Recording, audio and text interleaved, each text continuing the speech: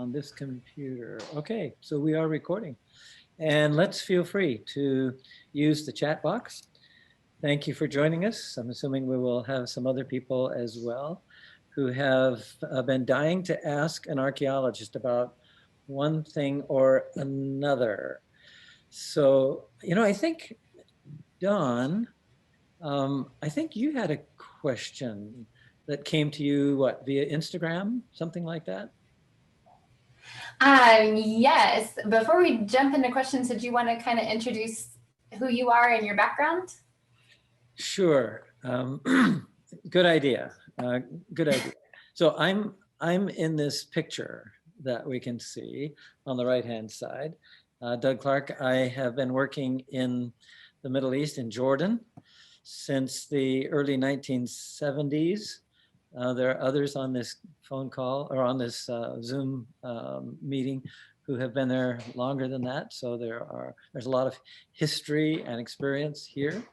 And I currently work on a project on a museum in the city of Madaba, Jordan. Dawn? Great. So I'm Dawn Acevedo. I am a master's candidate at La Sierra, and I am the curatorial assistant at the Center for Near Eastern Archaeology. I am also a field supervisor at Kura Abalua. I was field supervisor in 2019. Well, I was square supervisor in 2017, field supervisor in 2019, and hopefully the way we're going is supposed to be field supervisor in 2021, but COVID will determine what happens with that excavation season. Now, Dawn, somebody has asked the question, how you got into archaeology. So just to give you a little bit of background about myself, I actually grew up wanting to be an astronaut. So I went from like wanting to be miles above the earth to being meters into the earth. I have my bachelor's degree is in math with a minor in computer science. So archaeology was not my career path. But after I graduated with my bachelor's, I was a part of a year-long leadership and discipleship program in Northeast Texas, which culminated in a 10-day study tour to Israel. And that's all it took. I fell head over heels in love with archaeology in the Near East. And it still wasn't set to be my career path, but I was very interested in it. It was on my radar. So I tried a few different careers for a couple of years. I was an administrative assistant, I was a teacher, and none of those really gave me joy. And I decided that I was going to go back to school to study archaeology. There you have it. Actually, I think we can all point, I suspect those of us who have done archaeology in the Middle East, we can all point to a person or a class or some kind of event that ultimately led us to think about committing our professions, our professional life to archaeology. In my case, it would be a teacher I had when I was going in my undergraduate program at Walla Walla University, now university, it was called college then, and a teacher who taught a class in backgrounds of the Bible. And wow, that opened a number of things up, and I went on to connect with a person who is my mentor, along with the mentor for Larry Garrity, who's on this Zoom meeting, Siegfried Horn. So at least I can point to people who are and have been influential in making me move in this, or leading me to move in this direction. Yeah. Good. Well, Doug, to go back to the question that you had mentioned earlier, we did have a question come through on Instagram from someone who was asking, is it essential to be able to read or speak other languages besides English? And if so, which ones? Right. That's a really good question. Most of the Middle East, at least the work we do in the Middle East, one can do with English, although communicating with people, for instance, in Jordan, where many of us have done our archaeological work, it is so helpful to have at least some knowledge of Arabic. We actually provide, this is an older version, and I'm not sure if one can see it. If you can see my image, there you go. So it's a little booklet. This is an old version, although it says it's updated and new. It's actually quite old. It's Arabic for the beginner in archaeology. And it has terms like, well, questions like, how would I find the restroom? What is this tool that I'm holding on to? Would you get me one of these? So and measures, basic measures, food, items of food. These are really helpful. And I will say that for cross-cultural, for a good cross-cultural experience, learning some Arabic is a great idea. In Jordan, the level of hospitality, and I would say this about most of the Middle East, the level of hospitality is so high that people understand. They forgive. There's a lot of margin. Although they may not understand the way you've inflected something, they will understand that you're trying, and they will be helpful. It's always been good, and it's always been a great icebreaker to know something in Arabic. And so, yeah, in answer to the question, having some Arabic or learning some Arabic or having a little guide like this one in your hand is a great idea. Mhm. How Yeah, about the languages you need when you dig up texts in the Middle East? That's a good one.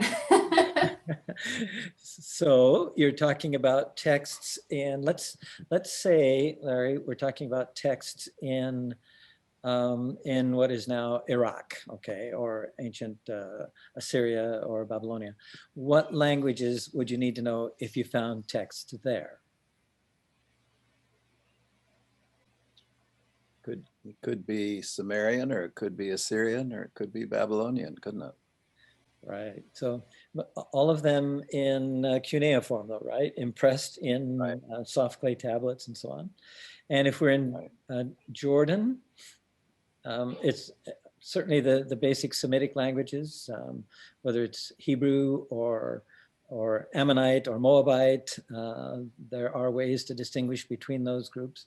So for ancient languages, that's a good idea. And if you come across any inscriptions from the classical period, you'll want to have Greek. Well, you'll want to have some awareness of Greek or Latin. So that was more than just a brief question. Also, Doug, we do find in the Islamic context, Right. being able to read some Arabic can also be useful. Good point. Good point. Okay, I think I saw another question in the chat. Okay, so what would you consider, this comes from Freebird, what would you consider the most important discovery in the Middle East? So let's do this way. Let's ask somebody who has been professionally engaged in archaeology to answer that question. And then let's ask somebody who has done a lot of hands-on field work in archaeology that question. They may not be the same answers. So let's ask Larry. Well, I think we should ask Larry and Freebird. Freebird asked the question, so he can answer it too. So what would you say is the most important archaeological discovery in, we'll keep it to the Middle East, okay? What would you say? Well, I suppose if we're thinking of Egypt, it would initially be the trilingual stone. Right. Rosetta Stone. Led to the uncovering of how to read hieroglyphs. But I suppose Tutankhamun's tomb was the one that really made the news, and many people think of that.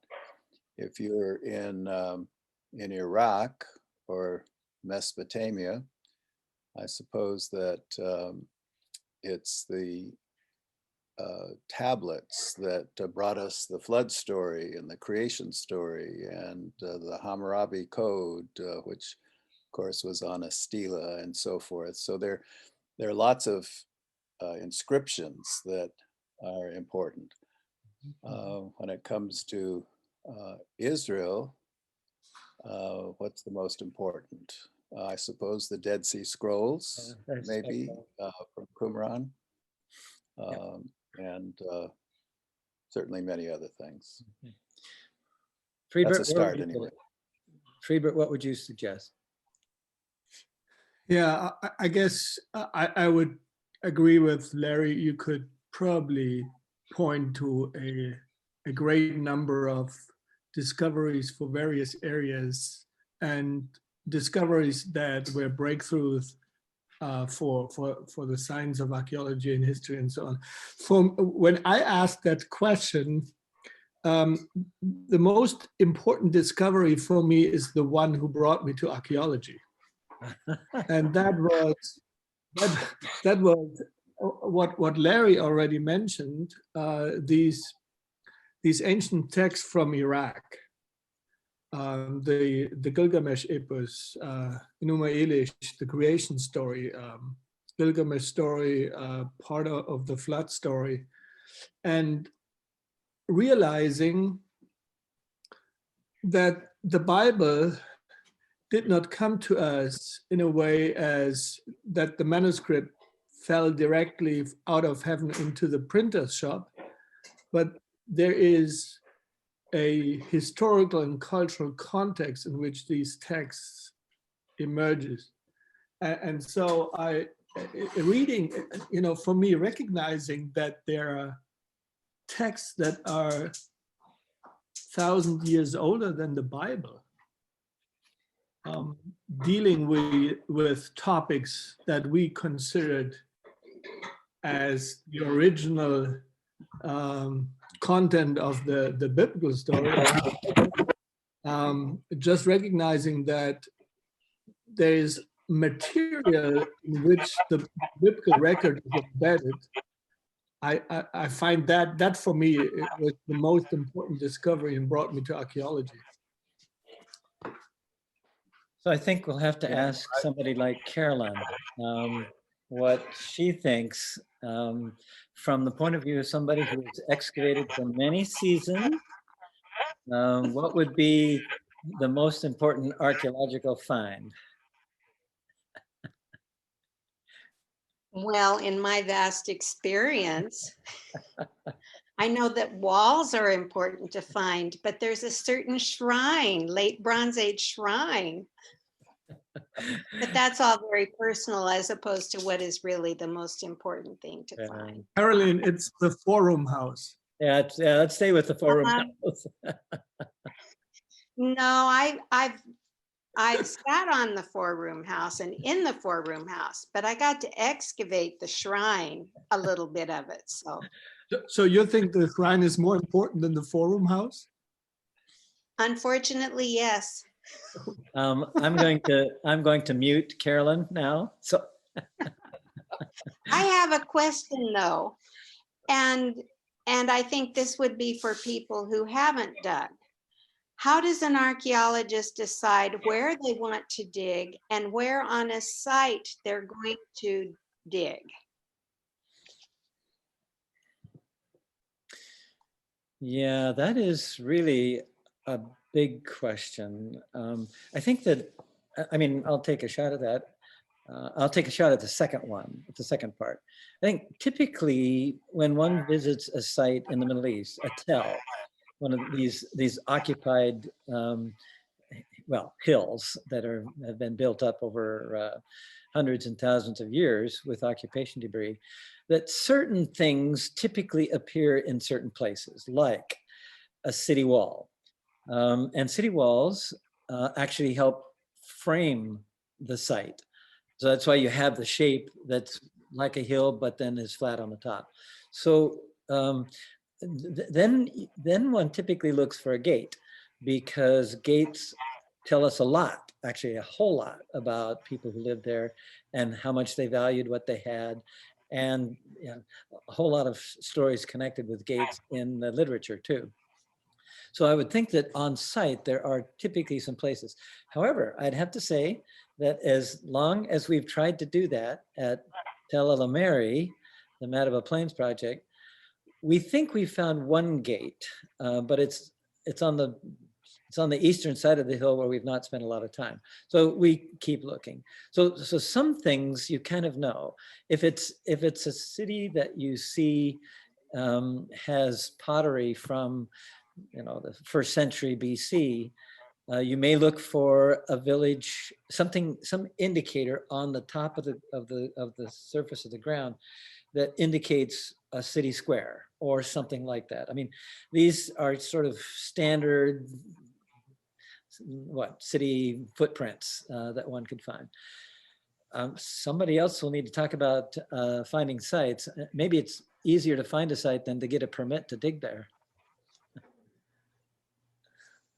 When we were talking about important finds, that reminded me that yesterday at Society of Biblical Literature meeting, I listened to Luis Gustavo Assis, who's at Boston College. And he talked about Cheng Ho Chi's dig It's okay right now. Ata Road.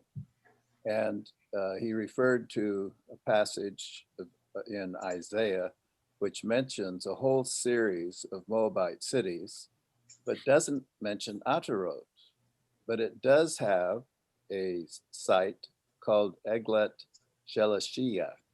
And he proposed that that is another name for Atarot, and that Eglat is a heifer, and Shelishiyah is the third heifer. And so the first heifer would have been up in Dan and another in Bethel. And so this would be a third.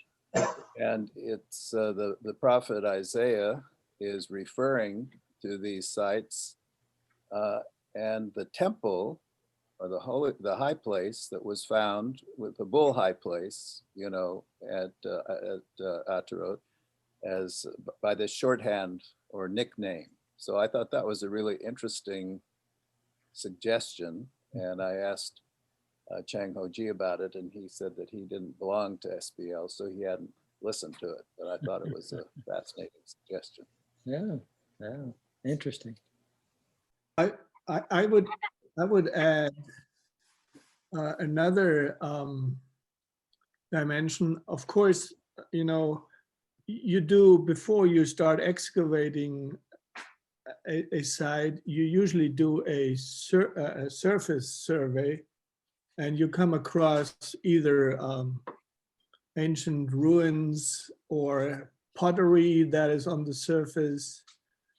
I once just walked across a site and an area and just stumbled over a city wall and discovered a new city, entire new city, and started to excavate there. So you stumble over something and then you excavate. But there's also another examples of another dimension.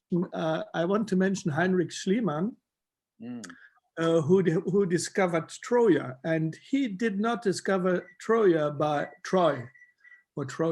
by stumbling over city walls. He was reading ancient sources like Homer and the Ilias and this stuff, and then out of that material, he was looking for a place to excavate. He was trying to find from the ancient reading some hints where that city would be. So there's a direction where you do not look for something specific, you stumble over something, or in your mind there is the idea, I have to find that place. And so on the basis of ancient history and stories, he actually found Troy. So it goes both ways, I suppose. The majority goes, though, stumbling over, right? Well, okay, so then let's address a different kind of question. one that would grow out of the narrative description of this particular Zoom meeting. And that has to do with what do archaeologists actually do? I mean, we certainly have the popular portrayal, and I have relatives, as I suspect all of us do, that worry about the dangers that we encounter doing archaeology because they've seen one too many Indiana Jones movie. So what actually, I mean, what actually do archaeologists do, and are there dangers? I mean, should our relatives be concerned about us getting involved in reptiles and chasing down whatever kind of critter? So, what do archaeologists actually do? Well, Doug, if I can share my screen, There you go. I will show just a few of the things that we do, both through CNEA as well as in the field. This is by no means comprehensive, but this kind of encompasses what archaeology looks like, both once we're in the field actually excavating, and once we get back, what happens with those things, what happens with our finds, how do we continue our research. So as I mentioned earlier, as the curatorial assistant at CNEA, one of the things that I'm particularly involved with is the conservation side of things. And a lot of that takes place back home. So once we get our artifacts, then we start looking into artifact reconstruction, 3D scanning artifacts and potsherds, being able to display and educate people with what we found.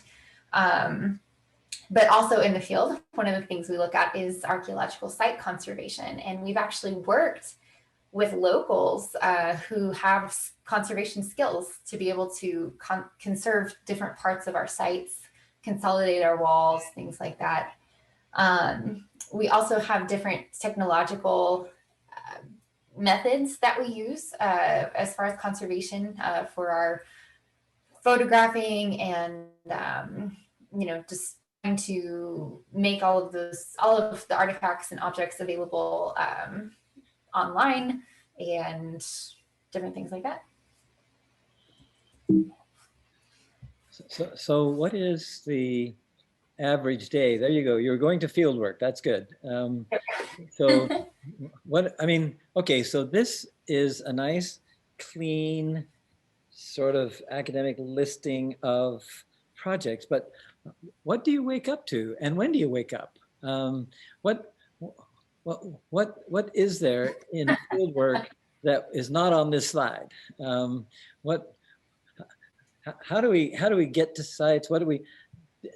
Is it really dirty work? Is it dirt archaeology? Is it, where are we there? Yeah, let me go ahead and stop that. So I'll speak from my experience, then Doug, you feel free to chime in. Excavating at Khirbat Al Balua in Jordan, we wake up dark and early, about 4 a.m. And we have an early breakfast, a light breakfast, because you don't want to make yourself sick. And we head out to the field around 4:30 and get out there as the sun is rising to take pictures because it provides good lighting of the squares. And we get to watch the sunrise over the wadi, which is absolutely beautiful. And we get to work while it's cool, because in the afternoons it can get toasty and you don't want to be 3 meters down surrounded by walls when it's 95 degrees outside. So I'm going to pull up my video substitute here, my non-video picture here, and just say something about this picture, this image. It is, I'm not a particular fan of selfies, but this is a selfie.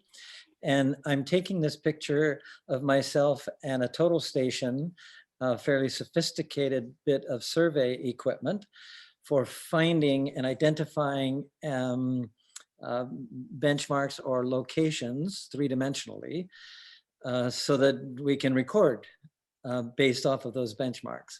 And so I'm standing here next to this tripod on the top of a roof, a 3-story roof in Madaba, Jordan. And our goal for this day is a hot day. Our goal for this day was to find one point, one benchmark at our dig site. To do that, we had to use benchmarks. We had to use 3 benchmarks, and they were around the city. One of them was on top of a building where I'm standing. One of them was on a roadway, and so we had to stop traffic. One of them was one of them was on top of a hotel. And so what we had to do was to go to each of these and then sight them in, triangulate them, and then locate the point we wanted at the archaeological site in downtown Madaba. This was okay. So it's not Indiana Jones, fright, but I mean, it was really miserable because it was so hot, and there were no trees up on the tops of these houses, and the time was passing, and we probably took 5 hours to round up those 3 points and then get 1 point for what we needed. And already, I don't know if you can tell it in my face in this picture, already we had passed the dinner hour by about 2.5 hours. So anyway, so there are risks, there are dangers. So let me bring my video back. And so other testimonies to danger. I think Carolyn can testify to how dangerous it is just to walk in the village in Jordan. We can skip that part. It's a good idea to look where you're going and step carefully. But there are also the dangers, like at Balua, with some of the walls not being straight anymore. And so you need to be aware that there are certain places that you step and certain places that you don't step, because you want the walls to remain in place and not go tumbling down. Or as you're digging, you pay attention to whether there's a scorpion, but not Indiana Jones type danger. So, but Carolyn, a question about your work as a nurse, as a medical professional. And we always hire lots of local laborers, great people, good friends. We become family, they become family. But they do work that's pretty hard and strenuous, especially moving huge rocks. What kinds of things can happen to our new family that we meet and we hire when we're working there? Well, thankfully they're good and they're really careful, but I mean, those rocks could get away from them and there could be big injuries. They have been known to sprain a wrist, to do those kinds of things, but we've been very fortunate that we haven't had big injuries. Yeah. Well, it's good to have you on board. So thank you. I think Can Norman. be dangerous. So I think one of the most dangerous things in Jordan are donkeys, burros, whatever those animals are. I was nearly crippled repeatedly by one of your pet donkeys, Doug, in Petra. And I think I still have bruises on my leg from him mashing me into the wall repeatedly until I got off him. And then he seemed to be quite happy and wanted to follow us everywhere. So there are dangers. Mm-hmm. That's right. Serious dangers. To be fair, we don't have too many donkeys on the actual dig site, although they have been known to wander across with their sheep. Okay, so I here's know that Autumn has a question here about Right. recovered artifacts. right. That seems like an important one.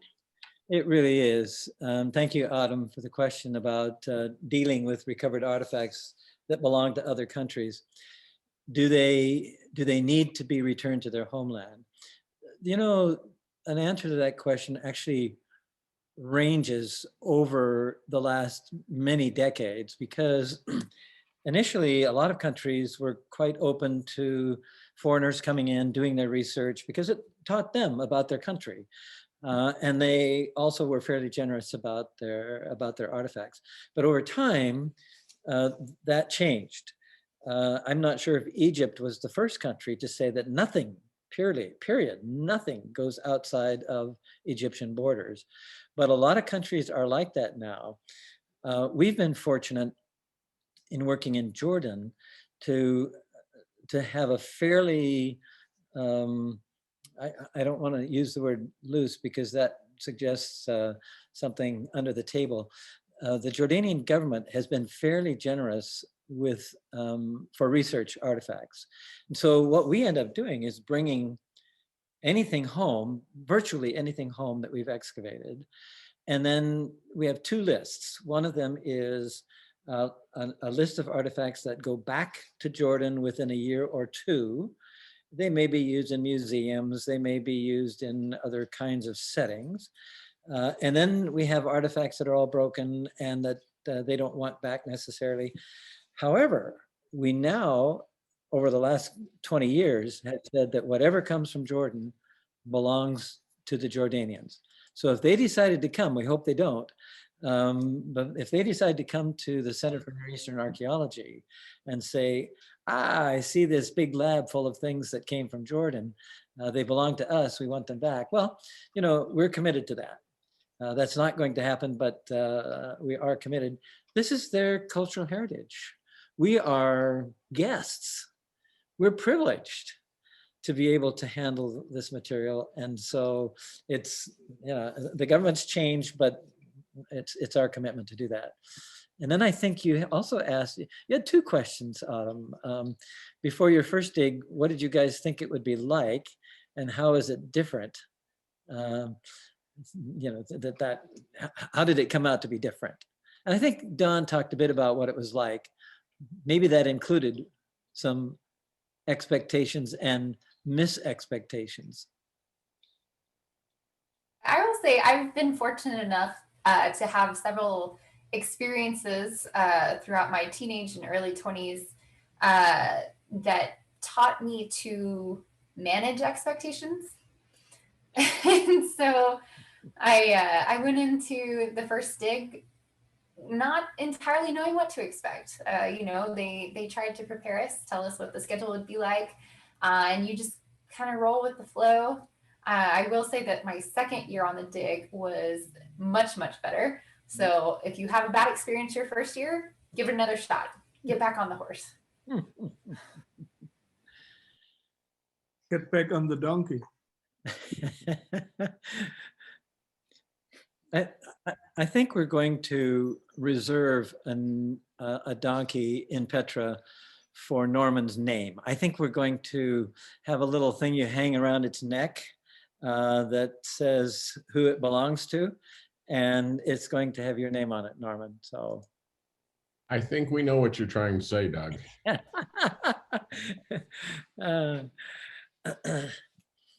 So we see a couple other people coming on here. I see Kay Clayton is here from not far away from where I live. I see a spouse who's just showed up, Dawn, so that's good. So there is a question from Freebird about costs and who's paying for all of this.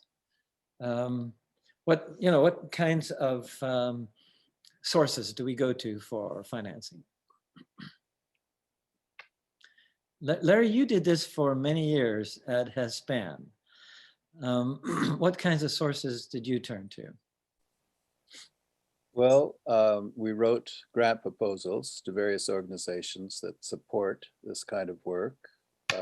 We would give lectures in various venues where if it's like in a church setting, we take up an offering, or in an academic setting, sometimes they would support us with a check.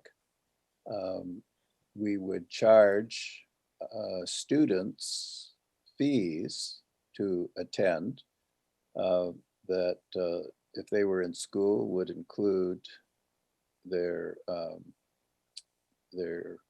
tuition credit, and Um, then just fundraising through letters and phone calls and so forth from people who you begin to develop a list of people who support your work, and you tell them about your needs, and often they're very generous. So it's a combination of things.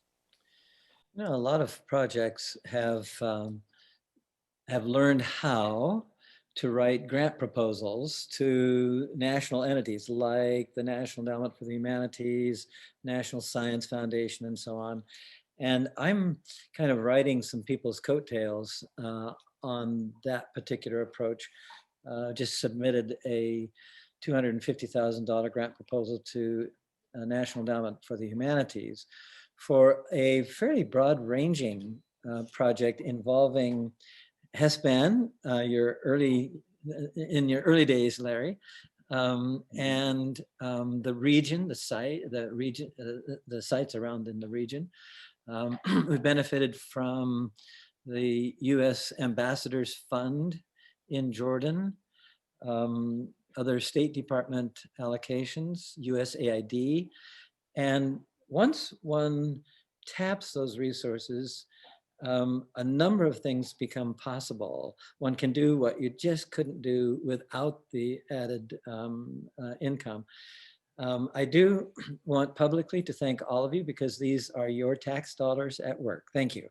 So we want to make sure that you know that, well, at least we hope we've put them to good use, and will continue to do so. Then I think there's a question here that Don puts out there. I don't see Zola, Don. When you ask this question, is there evidence that people had pets? And if so, what kind? Is Zola available for us to see her or not? She is hanging out with her dad right now. Okay, all right. So I mean, there certainly are dog burials. Lots of dog burials, particularly, if I understand correctly, along the Philistine coast, the coast of Israel. There is Zola as we speak. Here's evidence of my pet. There you go.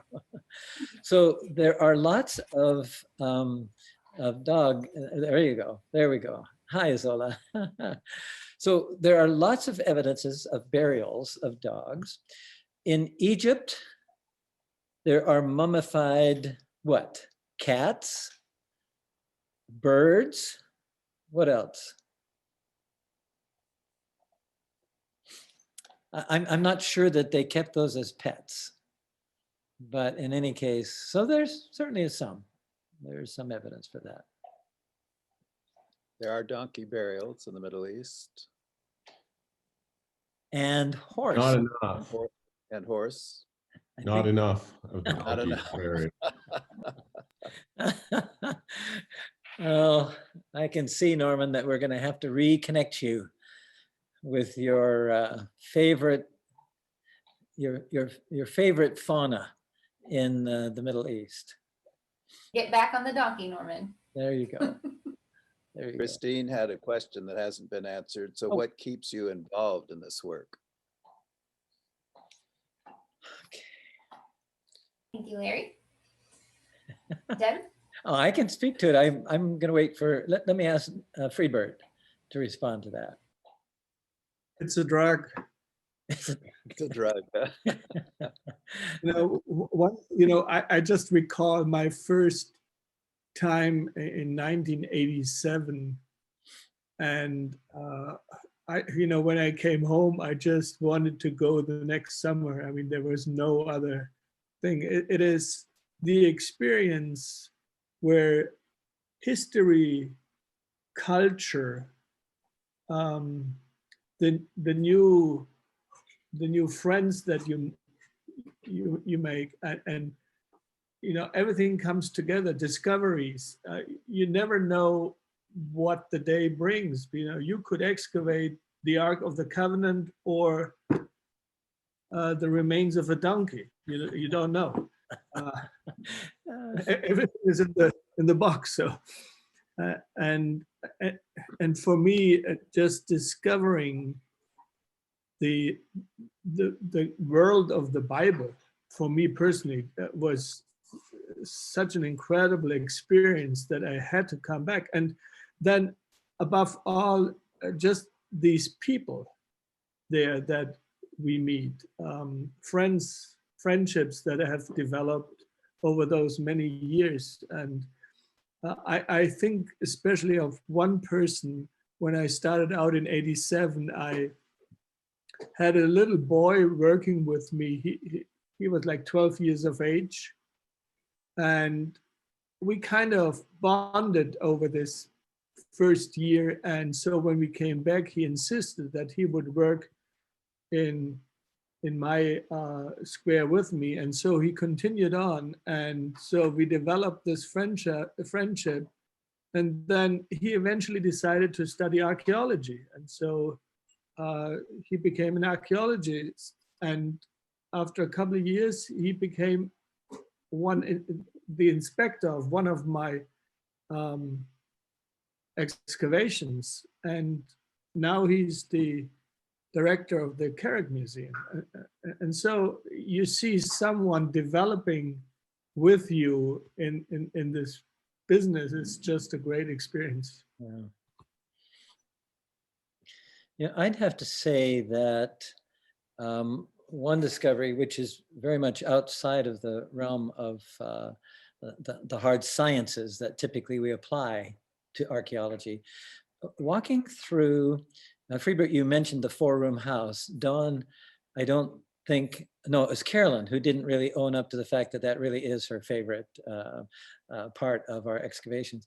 But in walking through the house that was occupied 3,200 years ago, having excavated it, and then having cleared everything out, all of the artifacts, having found these 70 containers of grain and legumes and so on, having seen bones from animals that had been butchered and were hanging on the second floor that were left in a hurry because a family was under attack, and then finding the bones of 5 individuals inside the destruction debris. All of a sudden, it's not just the science of how long are these bones, what do these bones tell us, but these were people. These are people who lived there. These are people who ate there. These are people who got up probably at 4 a.m. Dawn. I don't know if they got up that early. These are people who survived in relatively harsh circumstances. These are people who had to flee if they could get away. These are people who were like us. So all of a sudden there is this human dimension that is, well, you'd never expect. In fact, you kind of walk into that building as a scientist and you think, okay, I've got stones and bones and a few other things to work with here. Then you're overwhelmed with the fact that these were real life people. That's pretty touching. That actually is a fairly strong draw. Pull us back. Okay, I've got a couple of other questions here. How are dig sites kept safe when no one is there? I think Larry needs to respond to that, since there is a relatively new endowment established through the American Society of Overseas Research now, ASOR, in your name for doing this. So how do we keep sites safe when nobody's there? Well, most of us work in countries that has a Department of Antiquities, and they have inspectors that are assigned to certain areas. And of course, they're not there all the time, but from their offices, they keep an eye on the various antiquity sites in their part of the country. And if need be, they sometimes hire guards that do live at the site. And as Doug knows, we've hired guards for our projects to watch over things in between seasons. But then after they're done, um, often bad things can happen. And so, as Doug mentioned, the professional organization that we belong to, who has started an endowment, and the proceeds from that will go to help preserve the sites for historical tourism reasons and that sort of thing. So there are many different ways, but certainly the questioner is right that it can be a problem. Hopefully, through more education of the people who actually live at the site, preservation will happen. And Carolyn has been involved in helping to educate the workers in our Matapa Plains project. So I think they're all on the lookout and want to preserve what they've worked hard to achieve. Right, right. So I see a question from Christine, who is asking it on behalf of Kay. There are different ways to have these questions come out. That's good. Like to know more about the dig and the La Sierra University Museum. Larry, you may want to say something about the museum. I also will pull up our website, and then there's one more slide that I want Dawn to pull up before we close. We've got 7-8 minutes left. It sounds like she also wants to hear about MRAMP as well. Yep, I can do that. We can do that. So if you want to ask about the La Sierra University Museum and Visitor Center, that is a facility that is designed for or at least on the university master plan. It's just to the right of the main road that leads into the campus, opposite the School of Business. And it is designed to have 3 exhibit collections. One is archaeology, of course. One is natural history that includes gems as well as animals. And a third is an anthropological collection. So these are treasures that the university has, many unique specimens or artifacts. Many of us are friends with Bill Deaver, who's probably the best known living biblical archaeologist, who taught at the University of Arizona. He says that it's the best collection that he has seen in the United States of artifacts from the Jerusalem area.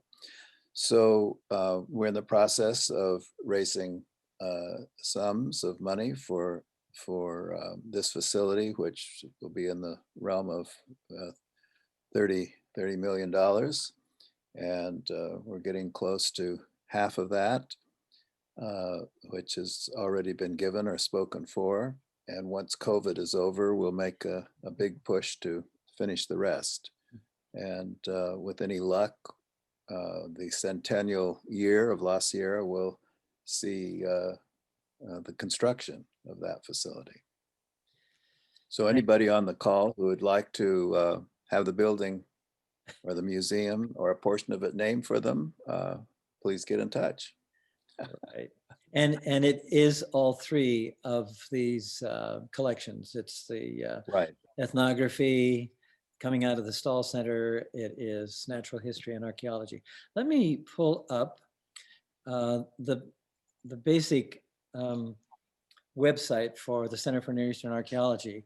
And if you just do lasierra.edu/archaeology or lasierra.edu/CNEA, that takes you here. And I'm getting at a couple of Kay's questions here too. But if you look down the left side menu, you'll notice La Sierra Digs, that's our newsletter. Everyone since we began the center is here on that page. Discovery Weekend, which is an important thing for us every November. But I wanted to show, and you can click on any of these, I wanted to show you, for instance, this one of projects. This is where one would go, if it would, there we go. So this is where one would go to find out about the Matapa Plains project, which is on hiatus right now, maybe permanent, we'll see, landowner issues. The Balua Regional Archaeological Project, RAP. And then this is the one for the Madaba Regional Museum Project in Madaba, Jordan. If you click here, that actually is a fairly unsophisticated website. The new website should be coming live next month, we're hoping. And then Kirbat Ataruz here, and then the endowment that Larry was talking about. One can also go, and I'm going to go to the galleries here. And Dawn, if there's something that, that I'm missing, be sure you point that out to me. So one can look at virtual tours and artifacts. So one can click here, and this is the Archaeology Center captured by Dawn in a kind of a 3D capture. There are other videos that I want to point you to and photos, but let me go to the videos. And here, these are three that you might want to look at fairly soon. I think someone mentioned Bill Deaver. This is a 10-minute video of Bill Deaver in his best form, telling us what we should be doing and how we should be responsible about the artifacts we have in our collections, and that we should be building a museum. Dawn created the CNEA teaser trailer. It's a couple minutes. And then this one is a 3D 2-minute video, 3D video of the new museum as being designed in Madaba, Jordan. And that's fun to watch too. So you can all look at those. And then I think I want to go back, Dawn, what am I missing about these? You can go to this page under the virtual tours and 3D artifacts, and you can click on these artifacts, which I think, Dawn, will get some new texture. Is that right? That is the plan and the hope, yes. So you can pull these up and manipulate them any way you'd like to. We'll continue to load this collection of artifacts. It's like going into a museum, and you can pull the artifact out of the display case and handle it. You'll also get all the information about it. So it really is like a virtual museum here. And then we have, these are kind of like, would you say it's like Street View, Dawn? With the polygons that you can go in and look around? Yeah. Righto. So in any case, lasierre.edu/archaeology is the place to go. I'm going to stop sharing this, but please feel free to come back here and check out all kinds of things there. And then Dawn, I think if you'd put up that last image for us to think about. Well, I was going to show really fast. I know we're just about out of time. So this is more what you should see whenever you go, the color and the texture. Right now, unfortunately, the 3D artifacts are just gray. But in future, we will find a way to get this color and texture up. So. I have to take off for the 2 o'clock appointment, but thanks for answering all my questions. Thank you, Dr. Garrity. Appreciate it. Bye-bye. Don, do you have the one with the giving? Yeah, we have some ways that you can help. Obviously, we are celebrating Giving Day. So you can go to lasierra.edu/giving-day/archaeology to donate to CNEA. You can mail a check to La Sierra University with CNEA in the memo. And you can text Giving Together 5 to 71777. And all of these options will be available through the end of the year. So if you would like to support us, there are lots of ways to do it. Good. Thank you, Don. And thank you all who joined us. I see that we did not quite get to all of the questions. I see we have, hey, there is a campus map. Thank you, Christine. That works well. And otherwise, I think we made it through the questions. Want to thank all of you for joining us, and do wish for you a great rest of your day. Keep thinking ancient. We look forward to continued collaboration in the future. Thank you much. Bye for now. Thank you. No.